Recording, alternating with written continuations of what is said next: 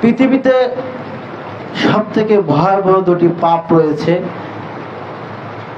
যে দুটি পাপ করলে, একটি পাপ করলে সামনের ইবাদত কবুল হয় না, আরেকটি পাপ করলে যত ইবাদত করেছি সমস্ত ইবাদত বাদ হয়ে যায়। যে পাপ করলে সামনের কোনো ইবাদত কবুল হয় না সেটা হচ্ছে বেদাত।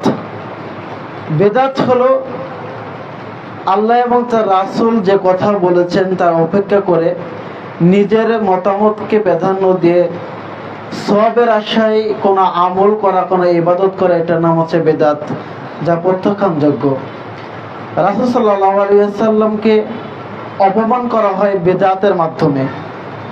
আরেকটি বড় ভয়াবহ পাপ হলো শিরক, যা আপনার সামনে সমস্ত আমল বরবাদ করে দেয়। যত ইবাদত করবেন, যত আমল করবেন, সমস্ত আমলকে নষ্ট করার জন্য একটা শিরকই যথেষ্ট। আর শিরক এত ভয়াবহ পাপ, যা করলে আল্লাহ সুবহানাহু ওয়া তাআলাকে অপমান করা হয়, হেয় প্রতিপন্ন করা হয়। এই দুটি ভয়াবহ পাপ আমাদের সমাজে আমরা অহরহ করে যাচ্ছি। আমরা অহরহ করতেছি সেই পাপগুলো, অথচ আমরাও কিছু মনে করি না।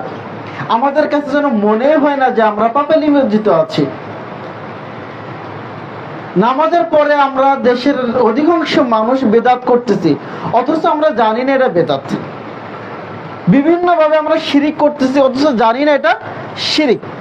আমরা নামাজের পরে সম্মিলিত মুনাজাত, যেটা বেদাত, এই বেদাতে আমরা আল্লাহ সুবহানাহু ওয়া তাআলার কাছে বলতেছি, আল্লাহ তুমি আমাদেরকে বেদাত মুক্ত ইবাদত করার তৌফিক দান করো, অথচ বেদাত করতেছি আবার আল্লাহর কাছে বলছি, আল্লাহ বেদাত মুক্ত ইবাদত করার তৌফিক দান করো। আমরা শিরিক করতেছি, মাজারের সামনে গিয়ে আল্লাহর কাছে দোয়া করতেছি, আল্লাহ আমাদের যেন শিরিক না হয়, অথচ আমি মাজারে সেজদা দিয়ে মাজারের কাছে দোয়া করতেছি। এটা এই জন্য হয় যে আমরা জানি না যে বেদাত কোনটা, শিরিক কোনটা। এটা না জানার কারণে আমরা এগুলো করতেছি, আমাদের দ্বারা হয়ে যাচ্ছে। সাউন্ড কি কমে গেল নাকি? তো আমাদেরকে সর্বপ্রথম জানতে হবে কোনটা বেদাত, কোনটা শিরিক। এই সম্পর্কে আমাদেরকে সতর্ক থাকতে হবে।